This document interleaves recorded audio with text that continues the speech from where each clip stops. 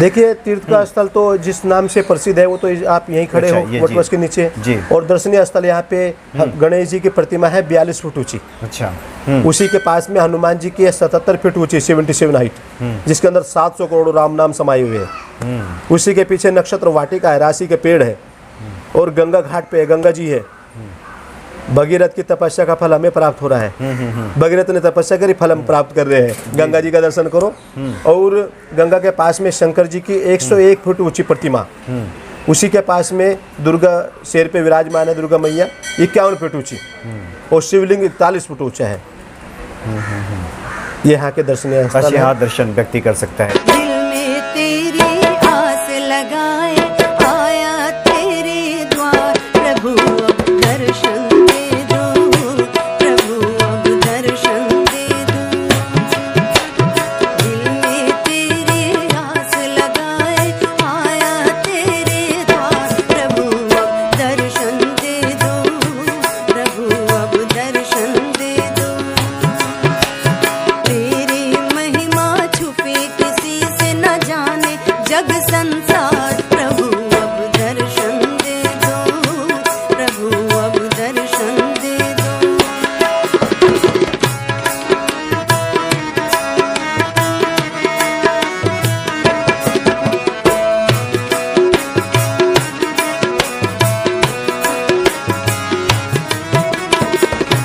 ओ मेरे शंकर दानी,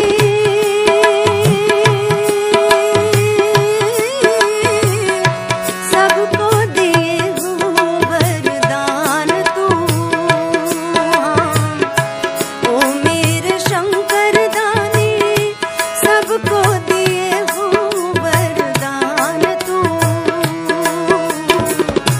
जग में हमेशा अपने भक्तों के रखते हो मान तू।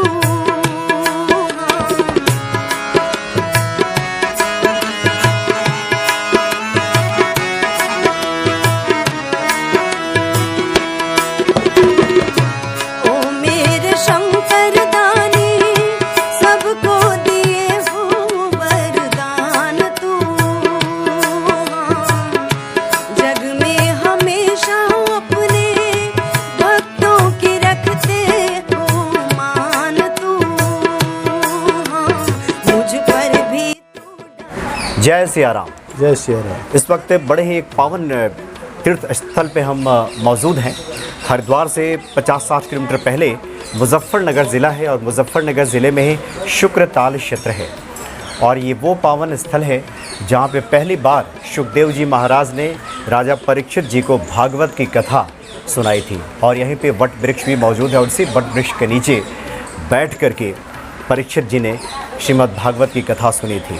हमारे सामने पंडित रविंद्र शर्मा जी उपस्थित हैं। स्वागत है आपका पंडित जी। राम राम। पंडित जी, आपसे जानेंगे कि इस क्षेत्र की महिमा क्या है। ये वही दिव्य स्थल है जी। जिस स्थल पे आज से 5000 वर्ष पूर्व श्री सुखदेव जी महाराज ने राजा परीक्षित को भागवत शास्त्र सुना के मोक्ष प्राप्त करा था। ये कथा जो है इस तीर्थ का, ये महाभारत काल से जुड़ा हुआ है। जब अश्वत्थामा ने ब्रह्मास्त्र का प्रयोग किया था तो भगवान ने सुदर्शन चक्र से उस बालक की गर्भ में रक्षा की। वही बालक आगे चल के परीक्षित के नाम से विख्यात हुआ था।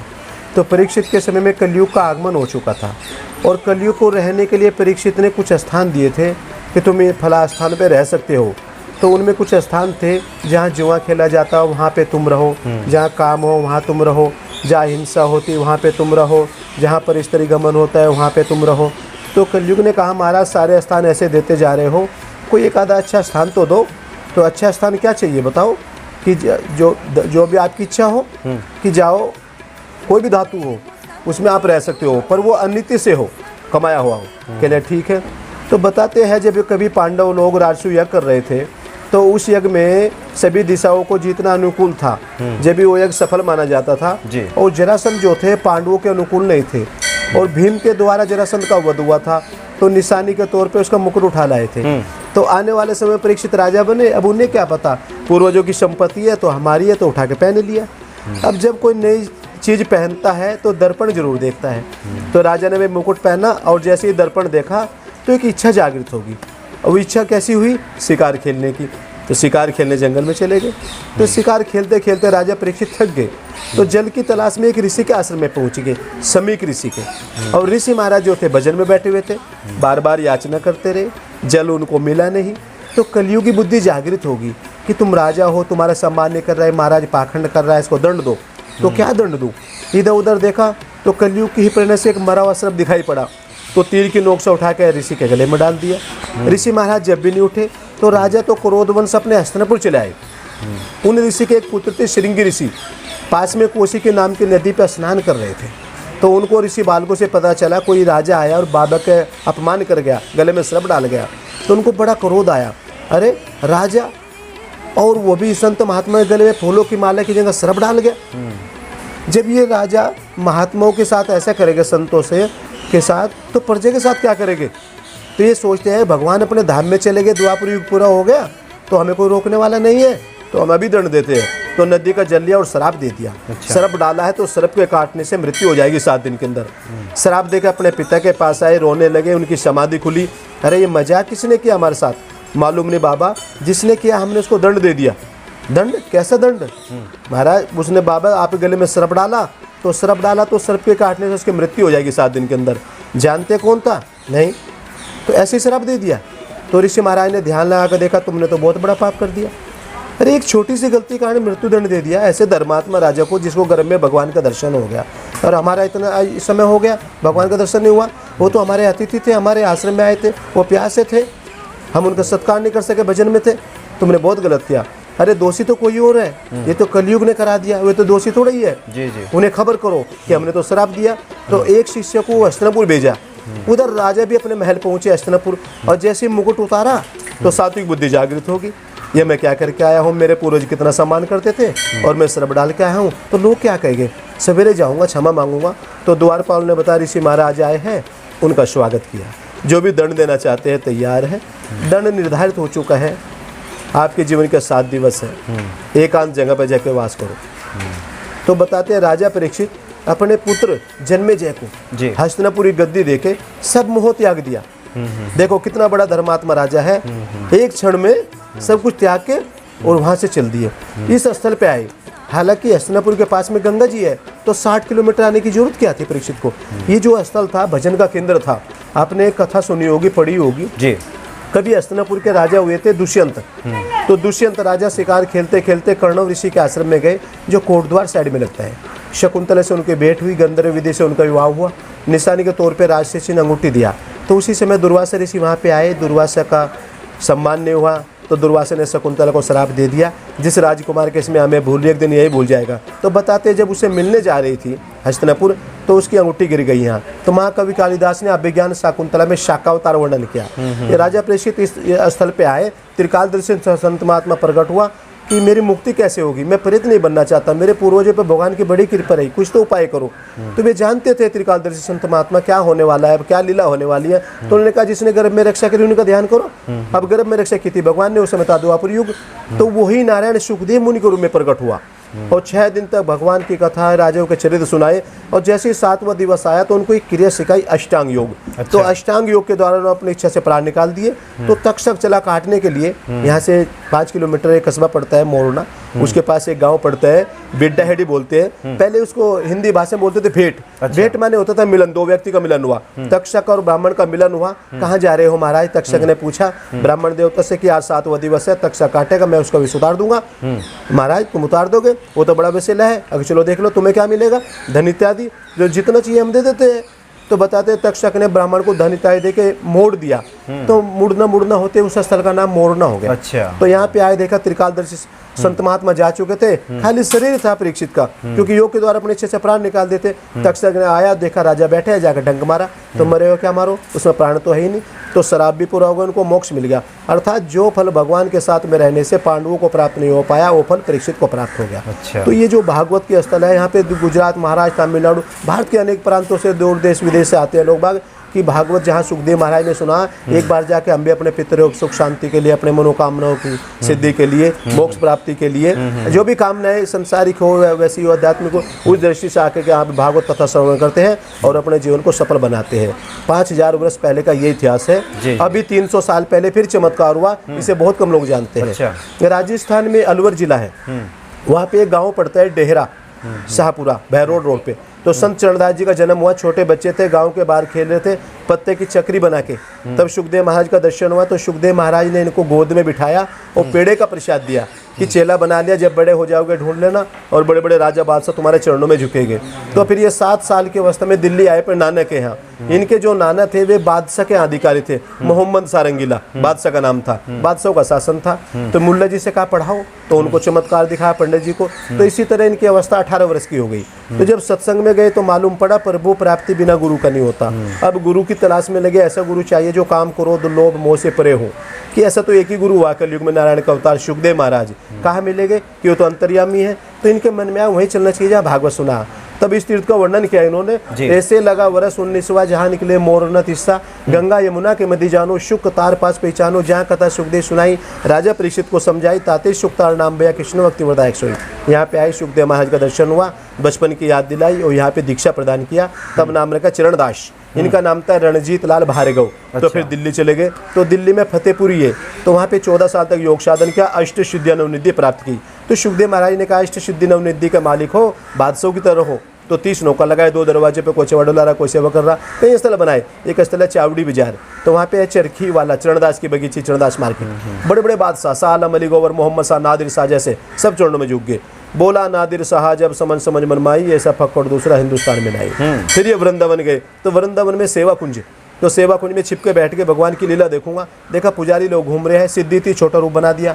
पुजारी लोग मंदिर बंद करके चले गए। तो पेड़ के नीचे से निकल मंदिर के आगे रोने लगे। तो किशन जी कहने लगे राधा जी हमारे मेहमान आ गए, जिनको हमने भक्ति प्रचार के लिए जग में भेजा, इनको दर्शन दो। इनको दर्शन दिया। प्यारे जिस कार्य के लिए जग में भेजा वो कार्य करो, भक्ति प्रचार करो, योग ध्यान छोड़ो, वही करूंगा प्रभु। एक इच्छा है क्या, मैं वो वृंदावन देखना चाहता हूँ। अच्छा तो आंखें बंद कर। तो बाग बगीचे, क्यारी, फुलवारी, अनेक गोपी, अनेक कृष्ण, ये भी सखी बन के रासलीला होने लगी। कहले आंखें खोलो। और जैसे ही आंखें खोली तो अपने आप को वंशीवट पे पाया। तो दूसरा स्थल है वंशीवट और साधु रूप में आ गए। तो रोने लगे, मैं तो सखी था, भगवान के साथ था, कहाँ साधु। तो रात्रि को सुखदेव महाराज फिर प्रकट हुए तीसरी बार। क्या बात है गुरुदेव, एक बार वो छवि दिखा दो। आप दिखा सकते हो, नहीं तो अपना शरीर जमुना जी में छोड़ दूंगा। तो सुखदेव जी ने कहा चरणदास तुमसे बड़ा धनवान कोई है संसार में? अरे जिस रासलीला में सृष्टि रचयिता ब्रह्मा का प्रवेश नहीं हुआ, नारद तीनों लोकों में प्रसिद्ध है, उसका रास्ते में प्रवेश नहीं हुआ, गणपति शारद पार न पावे, तुम्हें तो सीधे प्रवेश हो गया। पहचानो अपने आप को कौन हो तुम। अच्छा तो आंखें बंद कर, सर पे हाथ धरा, वही रासलीला दिखाई। तब शाम से मिलन हुआ, तब नाम हुआ श्याम चरणदास। अच्छा। तो इन्होंने बताया सुखदेव महाराज तो आज भी ढूंढने वाले चाहिए। तो इनके 52 शिष्य हुए और 52 शिष्यों ने उस समय भक्ति का प्रचार किया। हरियाणा, राजस्थान, उत्तर प्रदेश, पंजाब, अलग अलग जगह पे 2 शिष्य प्रसिद्ध हुई। आपने नाम सुना हो सहजोबाई और दयाबाई। सहजोबाई का पद आता है राम तजो गुरु को न बिसारू। हम भगवान को छोड़ सकते हैं पर गुरु को नहीं। क्यों? अरे भगवान ने पैदा करते ही काम करो तो लोभ मोह हमारे अंदर डाल दिए। निकाले किसने? कहले गुरु ने। तो गुरु बड़े हैं। तो सुख चरणदास जी ने बताया वे तो आज भी ढूंढने वाली चीज। तो ये यहाँ का इतिहास है। ये जो तीर्थ है ये दिल्ली से 130 किलोमीटर, जनपद मुजफ्फरनगर से 30 किलोमीटर गंगा तट पर स्थित है। ये वट वृक्ष भागवत कथा का साक्षी है। ये जो वट वृक्ष हम देख रहे हैं ये 5000 वर्ष से ऊपर है, साल पुराना है। आपने देखा होगा जो वट वृक्ष होते हैं अक्सर धाड़ी लटकती है, धारियां लटकती हैं। तो इसमें देखो शाखाएं कितनी लंबी लंबी जा रही है पर वो धाड़ी से नजर नहीं आती। ये सुखदेव जी की तरह जवान है, अर्थात आज के समय में यही सुखदेव स्वरूप माना गया है। अच्छा। तो इस पे जो है शुक्र के रूप में, शुक माने तोता, तोते से देव बने सुखदेव कहलाए। भगवान के अलग अलग अवतारों की लीला है ना, तो तोते के रूप में सुखदेव महाराज विराजमान रहते हैं। ऐसा लोगों का भाव है। और मनोकामना संबंधित लोग अपने कलावे वस्त्र वगैरह पूजा पाठ करते हैं। और ठीक हमारे सामने सुखदेव जी महाराज की प्रतिमा लगी है और श्री चरणदास जी की प्रतिमा लगी है जिनकी महिमा आपने गाई है। अच्छा पंडित जी, यहाँ पे कोई व्यक्ति आता है इस तीर्थ क्षेत्र में तो महत्वपूर्ण स्थल पे कहाँ वो पूजा पाठ करता है, कहाँ पे वो जाए दर्शन करे? देखिए तीर्थ का स्थल तो जिस नाम से प्रसिद्ध है वो तो आप यहीं खड़े हो वट वृक्ष के नीचे जी। और दर्शनीय स्थल यहाँ पे गणेश जी की प्रतिमा है 42 फुट ऊंची। अच्छा। उसी के पास में हनुमान जी की 77 फीट ऊंची 77 हाइट, जिसके अंदर 700 करोड़ राम नाम समाये हुए हैं। उसी के पीछे नक्षत्र वाटिका है, राशि के पेड़ है और गंगा घाट पे गंगा जी है। भगीरथ की तपस्या का फल हमें प्राप्त हो रहा है। भगीरथ ने तपस्या करी, फल हम प्राप्त कर रहे हैं। गंगा जी का दर्शन करो, और गंगा के पास में शंकर जी की 101 फुट ऊंची प्रतिमा, उसी के पास में दुर्गा शेर पे विराजमान है, दुर्गा मैया 51 फुट ऊंची, और शिवलिंग 41 फुट ऊंचा है। ये यहाँ के दर्शनीय स्थल बस है। यहाँ दर्शन व्यक्ति कर सकता है। हाँ जी। अच्छा पंडित जी, चूंकि श्रीमद् भागवत कथा सुनने का इतना महात्म्य है, ये तो वो क्षेत्र है, ये वो स्थल है जहाँ पहली बार सुखदेव जी ने वो कथा सुनाई।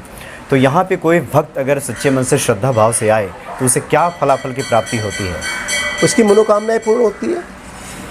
भाव में भगवान, मतलब जो भी उसके मनोकामना है, हाँ। चाहे संसारिक हो, हाँ। लौकिक हो, पारलौकिक संसारिक हो। तो कामना कर ही देते हैं भगवान, और आजकल मनुष्य संसारिक ही मांगता है। वो तो कोई बहुत ही कम होते हैं, बिरले। बहुत क्या है कि आज के समय में क्या है, पहले लोग भगवान की पूजा ज़्यादा करते थे, आज क्या है कि भगवान से मांगते हैं, भगवान को नहीं मांगते। जब हम भगवान को मांगेंगे तो सब कुछ आ जाएगा, लेकिन हम भगवान से कहते हैं कि अमुक चीज़ की प्राप्ति हो जाए। और जब हम ठाकुर जी को ही मांग लेंगे तो अपना भी सब चीज़ मिल जाएगा।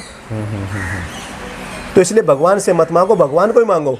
जी जी जी, यानी कह सकते हैं कि वह स्थल है जहाँ पे राजा परीक्षित को एक तरह से जीवन दान, मोक्ष मोक्ष मोक्ष, हाँ, आवागमन, आवागमन ही सदा सदा के लिए छुटकारा।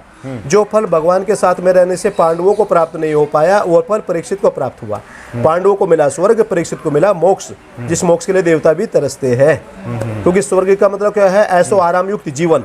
तो जहाँ ऐसो आराम युक्त जीवन होता है वहाँ अभिमान जागृत हो जाता है। अभिमान के कारण अहंकार उत्पन्न होता है, तो उससे अपराध बनता है, उसका पतन होता है, चाहे वो देवता ही क्यों ना हो। जी जी, यानी जो भी सनातन धर्म को मानने वाले लोग हैं उनको चाहिए कि एक बार जरूर शुक्रताल क्षेत्र में आकर के हाँ, दर्शन उस करें सुखदेव जी महाराज को, और चरणदास जी का दर्शन करें और पुण्य के भागी बने। जैसे कि पंडित जी आपने बताया कि यहाँ तो मोक्ष की प्राप्ति कर ली। एक तरह से कह सकते हैं कि आवागमन से छुटकारा व्यक्ति को इस दर्शन यहाँ पे आकर करे तो उसे मिल जाता है। बहुत बहुत धन्यवाद पंडित जी आपका। जय हो, जय सिया राम। जय श्री राम।